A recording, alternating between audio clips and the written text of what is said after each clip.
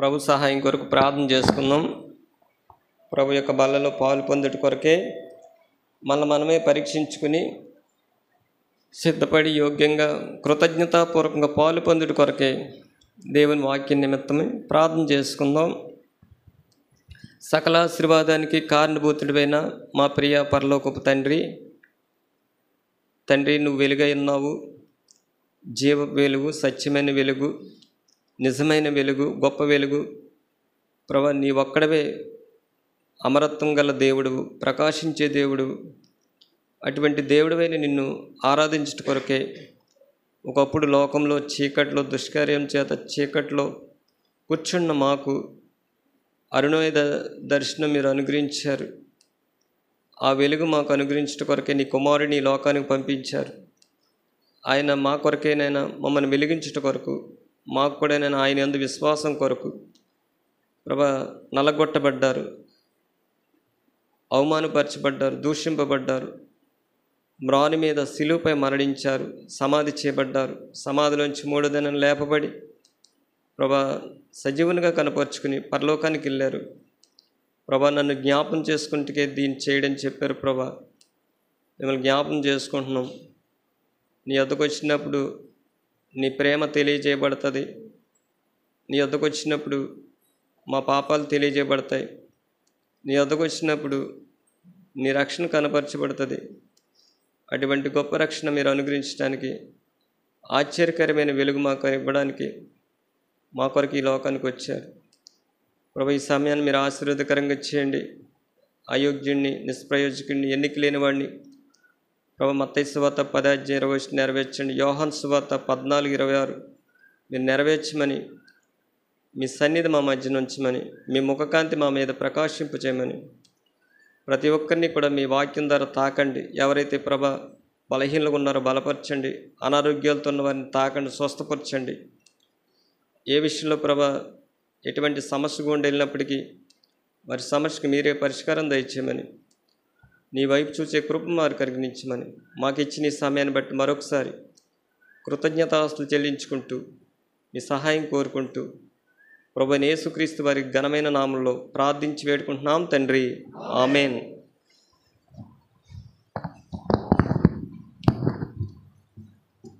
పరిశుద్ధ గ్రంథంలోంచి గత వారం చదువుకున్న భాగాన్ని మరలా చదువుకుందాం.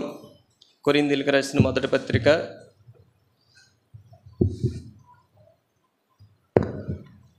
దయచేసి బ్రదర్స్ కొద్దిగా ముందుగా వస్తే బాగుంటుంది అనుకుంటున్నాను. సమయాన్ని మార్చుకోండి. మీ సొంత సమయంలో మీరు రాకూడదు, ప్రభు సమయంలో మీరు రావాలి.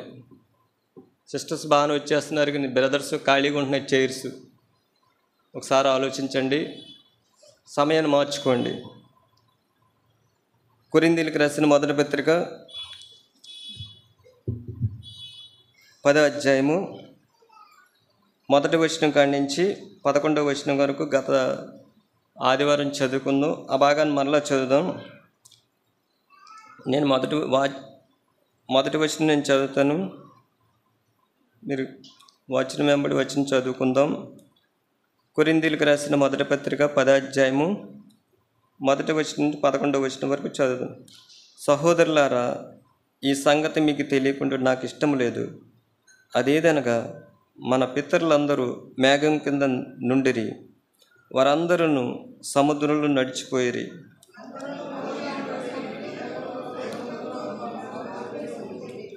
అందరూ ఆత్మ సంబంధమైన ఒకే ఆహారం భుజించిరి.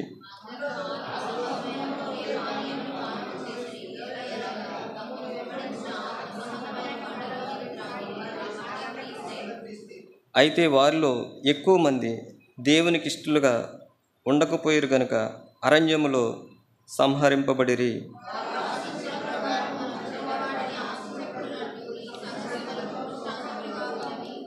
జనులు తినుటకు త్రాగుటకు కూర్చుండి ఆడుటకు లేచిరి అని రాయబడినట్లు వారిలో కొందరి వలె మీరు విగ్రహారాధకులై ఉండకుడి.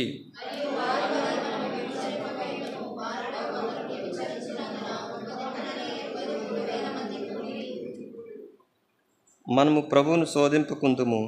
వారిలో కొందరు శోధించి సర్పం వలన నశించిరి.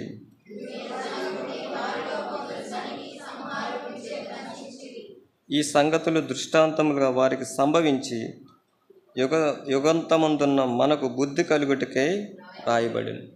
మరి చదివిన భాగంలో కొరింథీయులకు రాసిన మొదటి పత్రిక 10వ అధ్యాయం 11వ వచనం వరకు కూడా గత వారం కూడా జ్ఞాపకం చేసుకున్నాం.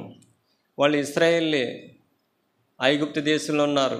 అబ్రహాము ద్వారా వాళ్ళ సంతానమే. అయితే ఐగుప్తులో వారు శ్రమల గుండా, ఆ యొక్క యాతన గుండా, కష్టాల గుండా, విసుగుదల వచ్చినప్పుడు, అటువంటి పరిస్థితులు ఉన్నప్పుడు దేవుడు వారిని ఏం చేశాడంటే ఐగుప్తులోంచి వెలుపలికి రప్పించాడు. వాళ్ళు ఐగుప్తుని విడిచిపెట్టారు. అయితే ప్రారంభించారు కానీ వారు కానాన్లోకి చేరలేకపోయారు. మనం కూడా లోకాన్ని విడిచిపెట్టావు కానీ పరలోకంలోకి వెళ్ళకపోతే నీ ఆరంభం ఎలా ఉంటుందండి? నష్టమే. పని ముగించావు, దాన్ని కొనసాగించలేకపోయావు, దాని ప్రతిఫలం ఏముండదు. వాళ్ళు కూడా అంతే. ఐగుప్తులు ఎంతో యాతన పడ్డారు, శ్రమలు పడ్డారు. దేవుడు మోషేని పంపించాడు, అద్భుత కార్యాలు చేశాడు, గొప్ప కార్యాలు చేశాడు. కానీ కొంతమంది ఏం చేశారంటే, అక్కడ చూడండి, అక్కడ రాయబడ్డది 10వ అధ్యాయము మొదటి వచనం. అదేదనగా మన పితరులందరూ మేఘం కింద ఉండిరి, వారందరూ సముద్రంలో, అందరూ సముద్రంలో నడిచిపోయారు.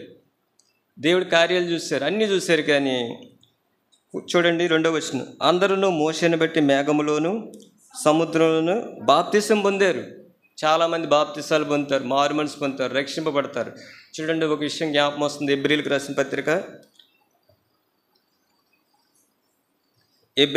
పత్రిక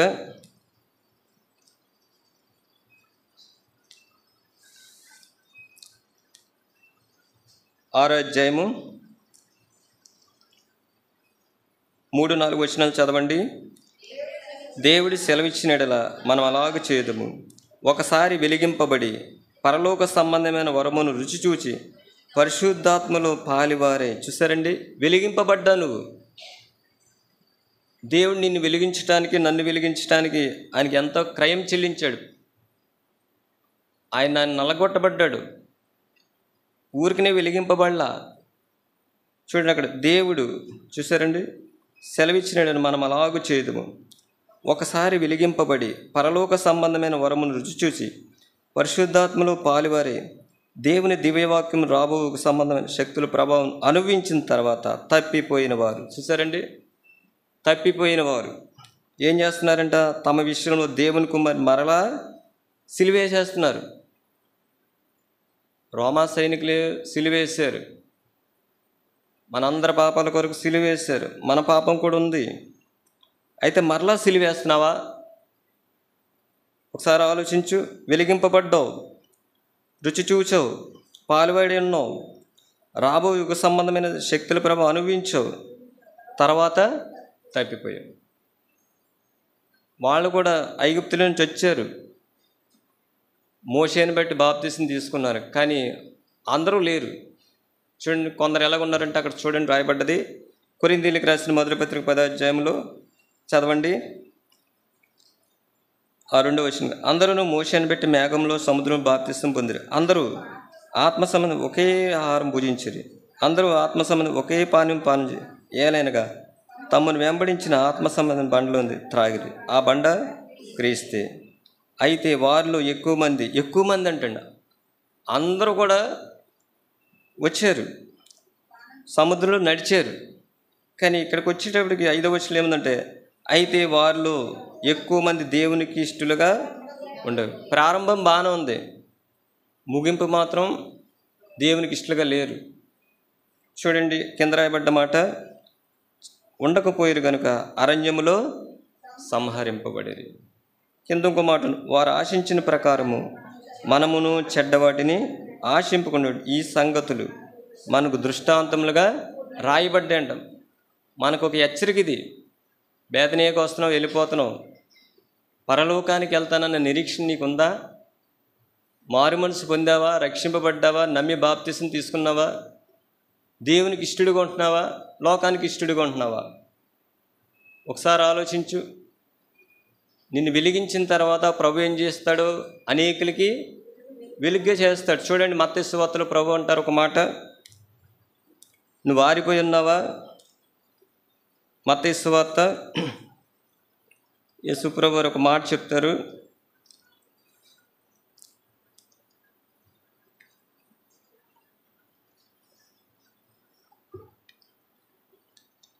మత్తయి సువార్త 5వ అధ్యాయం చదవండి. 14 వచనం నెల చదవండి.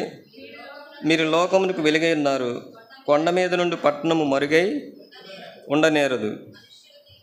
మనుషులు దీపం వెలిగించి కుంజం కింద పెట్టరు, కానీ అది ఇంట నుండి వారందరికీ వెలిగించుటకే దీపస్తంభం మీద పెట్టారు. మనుషులు మీ సత్క్రియలను చూసి పరలోకమందున్న మీ తండ్రిని మహింపరచు వారి ఎదుట మీ వెలుగు. చూసారండి, నీ వెలుగు ప్రకాశించాలి. నిన్ను వెలిగించాడు. ఇంకా చీకటిలో ఉండకూడదు, నువ్వు చీకటి కార్యాలు చేయకూడదు, చీకటి స్థలాల్లోకి వెళ్ళకూడదు, అన్యజనుల వల్లే నువ్వు చేయకూడదు. గత బైబిల్ స్టడీలో జ్ఞాపం చేసుకుని వారైతే ఏ మనసు అండి? అది అంధకార సంబంధమైన మనసు అంట. అందుకే ప్రభు ఆ అంధకార సంబంధమైన మనసు, చూడండి ఆ మాట ఉంటుంది, ఒకసారి చదవండి. ఎఫెసీయులకు రాసిన పత్రికలో మాట అపోస్తలుడైన పౌలు గారు రాసిన పత్రికలో చూడండి, చదవమ్మా.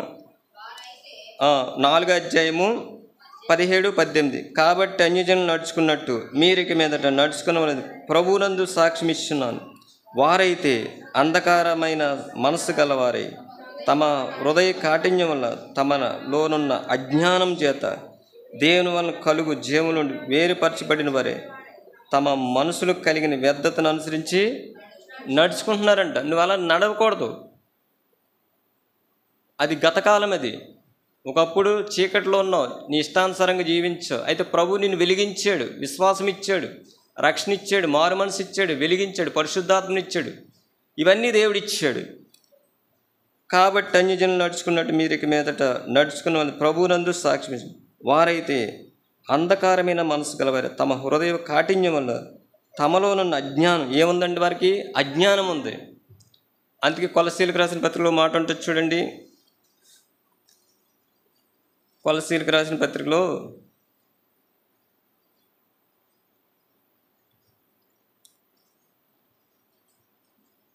కొలసీలకు రాసిన పత్రిక 4వ అధ్యాయము 5వ వచనం. సమన్వయం పోనీయక సద్వినియోగం చేసుకునొచ్చు సంఘమునకు వెలిపెట్టి వారి ఎడల జ్ఞానం కలిగి నడుచుకోవాలి. సంఘానికి వెలిపెట్ట చీకటి ఉంది, లోకం ఉంది. చాలామంది సంఘ విషయాలు లోకంలో ఉన్న చీకటిలో ఉన్న వారితో చెప్తారు. వాళ్ళకి ఏం తెలుసు? వాళ్ళు వింటారు. తగిన సమయం వచ్చినప్పుడు ఏం చేస్తారు చెప్పండి? ఏం చెప్తారు? చెప్పాలి. సంఘ విషయాలు లోకంలో ఉన్న వారికి తెలియజేయకూడదు. వెలుగులో ఉన్నాం. లోకం ఎక్కడుందండి? చీకట్లో ఉంది. మారు మనసు లేని వ్యక్తి దగ్గర మాట్లాడతారు, దేవుని గురించి మాట్లాడతారు, ఆ వ్యక్తి ఏదేదో మాట్లాడతాడు. అలా చేయకూడదు. చూడండి అక్కడ ఒక మాట ఉంది, సమయం పోనీయక సద్వినియోగం చేసుకుని సంఘమునకు వెలిపరి వారి ఎడల జ్ఞానం కలిగి నడుచుకోండి. బస్సులు వెళ్ళినప్పుడు కానీ, ట్రైన్లు వెళ్ళినప్పుడు కానీ చాలామంది ప్రయాణం చేస్తూ ఉంటారు. సంఘ విషయాలు అక్కడ మాట్లాడతారు, లేకపోతే ఈ విషయాలు మాట్లాడతారు, ఆ విషయాలు మాట్లాడతారు. అది వాళ్ళకి ఎలాగ ఉంటుందంటే చెప్పండి, వాళ్ళకి గొడవలు ఉంటాయి, మనకు కూడా అలాదనుకోండి. ఇంకెలాగ వస్తారు వెలుగు దగ్గరికి? అందుకే ఒక మాట ఉంటుంది చూడండి, కొరింథీయులకు రాసిన పత్రికలో, కొరింథీయులకు రాసిన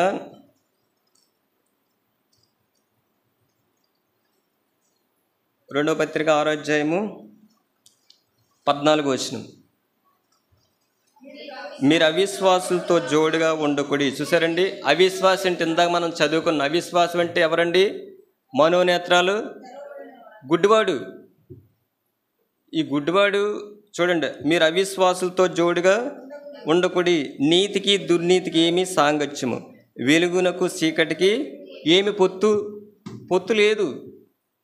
కానీ చాలామంది చీకట్లో ఉన్న వారికి ఈ వెలుగు సంబంధాలు ఏం చేస్తారని మాట్లాడుతూ ఉంటారు, దేవుని నామానికి అవమానం కలిగిస్తారు. అలా చేయకూడదు. ఈ ఉదయకాల సమయంలో అవిశ్వాస అంటే గుడ్డివాడు. చీకట్లో ఉన్నవాడు, పాపంలో ఉన్నవాడు, మనోనేత్రాలు ఏమైందండి, వెలిగింపబడలా. అటువంటి వ్యక్తికి ఏం తెలుస్తుంది చెప్పండి? అందుకే కొరింథీయులకు రాసిన చూడండి ఆ మాట, మనం చదివిన భాగంలో 10వ అధ్యాయము చదవండి. ఇక్కడ చదవండి, కొరింథీయులకు రాసిన మొదటి పత్రిక 10వ అధ్యాయంలో ఒక మాట చదవండి, 5వ వచనం. అయితే వారిలో ఎక్కువ మంది దేవునికి ఇష్టలుగా ఉండదు. ఎందుకు ఇష్టలుగా ఉండలేకపోయారు చెప్పండి? అక్కడ మాట రాయబడదు, హెబ్రీయులకు రాసిన 11:6. విశ్వాసం లేకుండా దేవునికి ఇష్టడేండట. అది అంటే వాళ్ళు వచ్చారు కానీ ఐగుప్తులోంచి వారిలో ఏం లేదండి, విశ్వాసం లేదు, అవిశ్వాసులుగా ఉన్నారు. చూడండి అక్కడ ఇంకో మాట ఉంటుంది, అయితే వారిలో ఎక్కువ మంది దేవునికి ఇష్టలుగా ఉండకపోయి గనుక అరణ్యములో సంహరింపబడి. వారు ఆశించిన ప్రకారం మనము చెడ్డవాటిని ఏంటి చెడ్డే చూడండి. మొట్టమొదటిగా 7వ వచనం, జనులు త్రిన్నుటకు త్రాగుటకు కూర్చుండి ఆడుటకు లేచిరి అని రాయబడి, వారిలో కొందరి వల్ల మీరు విగ్రహం. ఇది చెడ్డది. ఇది విగ్రహారాధన ఏంటండి, చెడ్డది. కలిసిపోతారు, మొహమాటాలు వచ్చేస్తాయి, బంధువులండి, స్నేహితులండి, ఇరుగు పొరువారండి అవి చెప్తుంటారు. అక్కడ ప్రభు స్పష్టంగా రాయించారు, సంఘానికి ఇది, లోకానికి కాదు. కొరింథీయుల్లో ఉన్న సంఘానికి, పరిశుద్ధపరచబడిన సంఘానికి రాయించాడు. అపోస్తలుడైన పౌలు గారు పత్రిక రాశారు. ఏమంటారంటే అక్కడ, వారిలో కొందరి వలె మీరు విగ్రహారాధకులై ఉండకూడి. విగ్రహారాధన చూడండి, కింద ఒక మాట ఉంటుంది చదవండి, 14వ వచనం. 14, కాబట్టి నా ప్రియ సహోదరు విగ్రహారాధన దూరంగా పారిపోండి. చూసా, పారిపోవాలి, దగ్గర ఉంటారు. గత రాత్రి ఎవరో కానీ ఒక సిస్టర్ అంటున్నారు, మ్యారేజ్ విషయంలో ఏదో మాట్లాడుతూ, సొలొమోను ఏం చేశాడండి భార్యల విషయంలో? మందిరం కట్టాడు, జ్ఞాని, ప్రసంగి రాశాడు, సామెతలు రాశాడు, పరమగీతం రాశాడు, అంత జ్ఞాని. భార్యలు ఏం చేశారు? సొలొమోన్ని దేవతల వైపు తిప్పేశారు. దేవుని దగ్గర ఉన్న హృదయాన్ని ఎక్కడికి వెళ్ళిపోయిందండి? దేవతల దగ్గరికి వెళ్ళిపోయింది. విశ్వాసులు కూడా తిప్పేస్తారు. ఎవరి వైపు చెప్పండి? చెప్పరేంటి? సొలొమోన్ ఏమో దేవతల వైపు తిప్పేశారు భార్యలు, విశ్వాసులు ఏం చేస్తారు? వాళ్ళ వైపు తిప్పేసుకుంటారు. చూడండి, అందుకే విగ్రహారాధన గురించి గత దినాలు, విగ్రహారాధన ఏంటంటే ధనాపేక్ష కూడా విగ్రహారాధనే. ధనం. మనల్ని దేవుడు ఎందుకు వెలిగించాడంటే దేవుని కార్యాల కొరకు వెలిగించాడు. ఫిలిప్పీయులకు రాసిన పత్రిక చూడండి, ఒక మాట ఉంటుంది, దేవుని కార్యాలు చేయాలి, మనం దేవుని మహిమ కొరకు చేయాలి. ఫిలిప్పీయులకు రాసిన పత్రిక 2వ అధ్యాయము చదవండి. ఇక్కడ ఒక మాట ఉంటుంది, 4వ వచనం, మీలో ప్రతి వాడును తన సొంత కార్యములను మాత్రమే కాక ఇతర కార్యములను చూడాలంటే, ఇతర సంఘాల్లో కార్యాలు చూడాలి. చూడండి ఒక మాట ఉంటుంది, గలతీయులకు రాసిన పత్రిక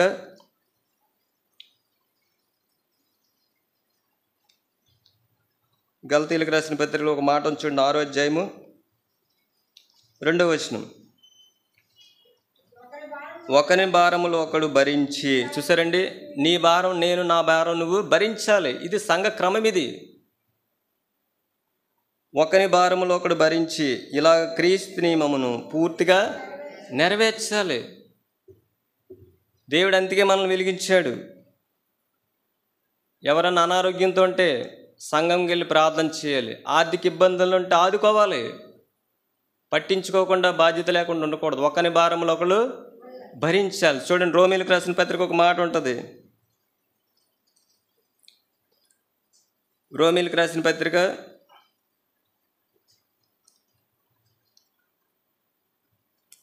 'అపోస్తలుడైన పౌలు గారు సంఘానికి రాసిన పత్రిక ఇది, 12వ అధ్యాయము 13వ వచనం,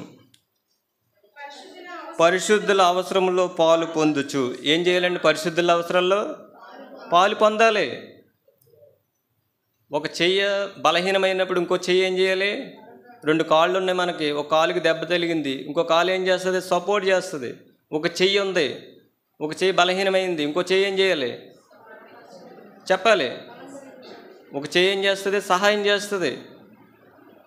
అక్కడ కూడా చూడండి, పరిశుద్ధ అవసరంలో పాలు పొందుచు శ్రద్ధగా ఏం చేయాలి? ఆతిథ్యం ఇవ్వాలి. ఒకని భారాలు ఒకరు భరించాలి. చాలామంది వారి కార్యక్రమాలు రాలేకపోతున్నారు. దానికి కారణం ఏంటి చెప్పండి? దేని గురించి? మనం ఇందాక బాగా చూడండి, యోహాను సువార్త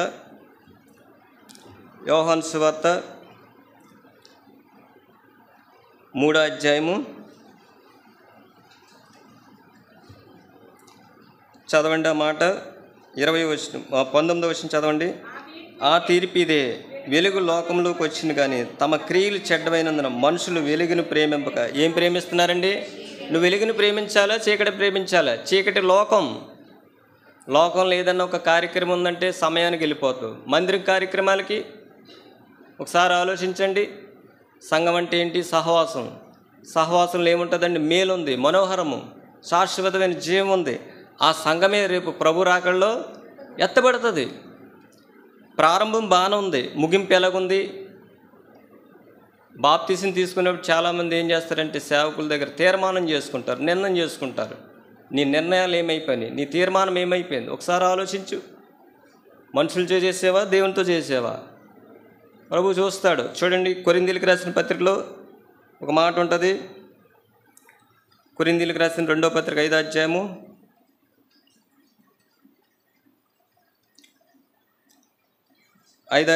10వ వచనం. ఎందుకనగా తాను జరిగించిన క్రియలు చొప్పున అవి మంచిమైనా సరే చెడ్డవైనా సరే దేహంతో జరిగించిన వాటి ఫలమును ప్రతివాడు పొందినట్లు మనమందరమును క్రీస్తు న్యాయపీఠం ఎదుట, న్యాయపీఠం ఉంది, మన ఇష్టం కాదు. సంఘానికి శిరస్సు ప్రభు, సర్వాధికారం గల దేవుడు.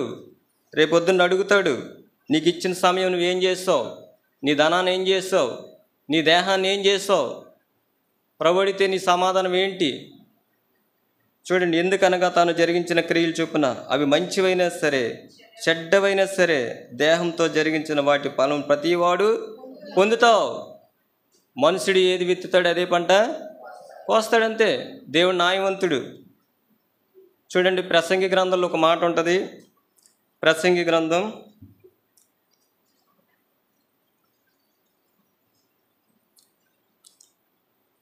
గ్రంథంలో ఒక మాట ఉంది చూడండి.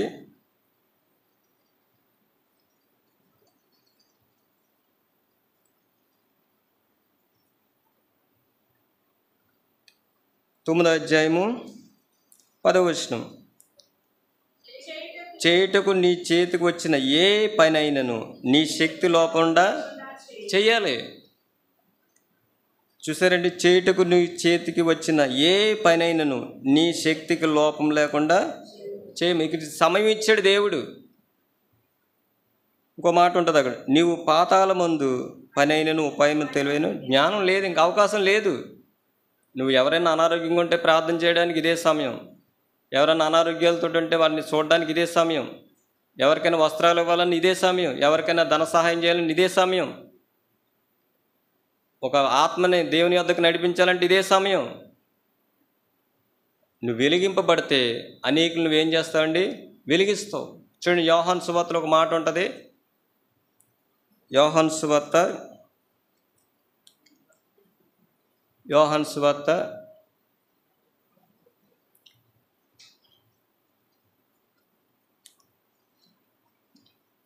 1వ అధ్యాయము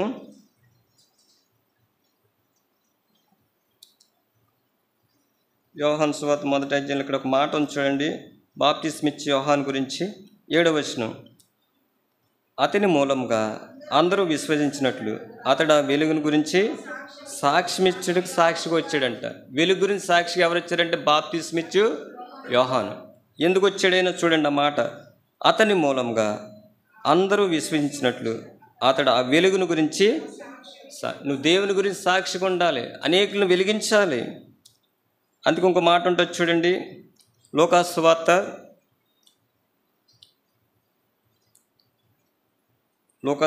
1వ అధ్యాయము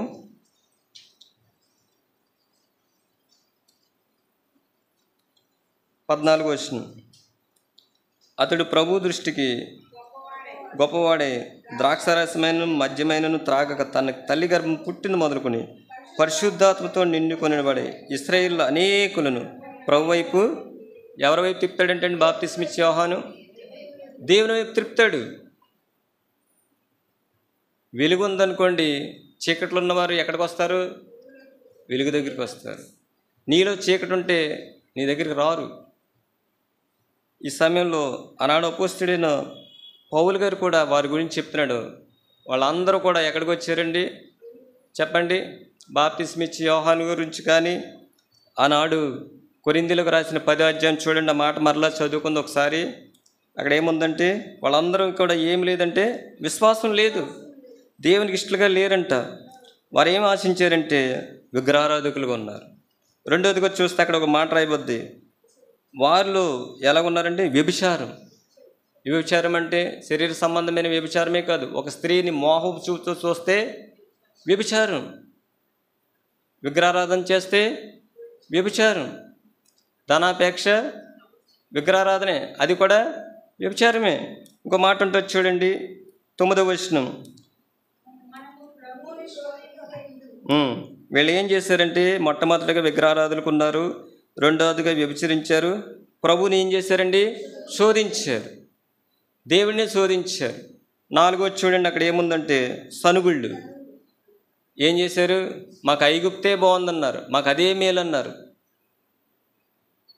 చాలామంది లోకమే బాగుంది అనుకుంటారు, కానీ లోకంలో ఏముందంటే నటన, లోకంలో ఏముందంటే మరణం, లోకంలో ఏముందండి పాపం. చూడండి, నాకు మాట అక్కడ ఉంటుంది. అపోస్తలుడైన పౌలు గారు ఒక మాట రాశారు కొరింథీయులకు రాసిన పత్రికలో 7వ అధ్యాయము 31వ వచనం. ఈ లోకమును అనుభవించేవారు ఏలైనగా ఈ లోకపు నటన ఏమవుతుందండి? గతించిపోతుందంటే. లోకం నటన ఏమైపోతుందంటే గతించిపోతుంది. మనకి ఆ కొరింథీయులకు రాసిన పత్రికలో ఆ 10వ అధ్యాయంలో వాళ్ళు ఎలా ఉన్నారంటే విగ్రహారాధకులు ఉన్నారు, వ్యభిచారులు గారికి ఉన్నారు, సనుక్కున్నారు. ఇంకేం చేశారండి?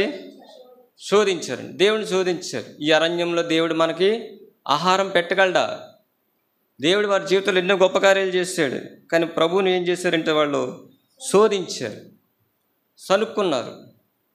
మనం కూడా చూడండి, అక్కడ ఒక మాట ఉంది, 6వ వచనం 10:6. వారు ఆశించిన ప్రకారం మనము చెడ్డవాటిని ఆశింపు. వారు ఆశించారంటే ఇవన్నీ చెడ్డవి, మనం ఏం చేయాలండి? ఆశించకూడదు. ఆశించుకున్నట్లు ఈ సంగతులు మనకు దృష్టాంతములుగా ఉన్నవంట. ఇంకో మాట ఉంటుంది చూడండి, 11వ వచనం.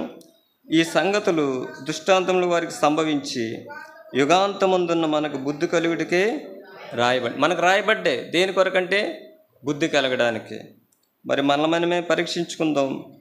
మన ఆత్మీయ జీవితంలో వారి ప్రారంభం బాగానే ఉంది, కానీ ముగింపు ఎలాగుందండి చెప్పండి? కొందరు వ్యభిచారులకు ఉన్నారు, కొందరు విగ్రహారాధకులకు ఉన్నారు, కొందరు శోధించారు, సనుక్కున్నారు, పాలు తేనెలు ప్రవహించే దేశానికి వాళ్ళు వెళ్ళిపోయారు, దేవునికి అయిష్టలుగా ఉన్నారు. దేవుడు ఏం చేశాడంటే వారిని సంహరించాడంట.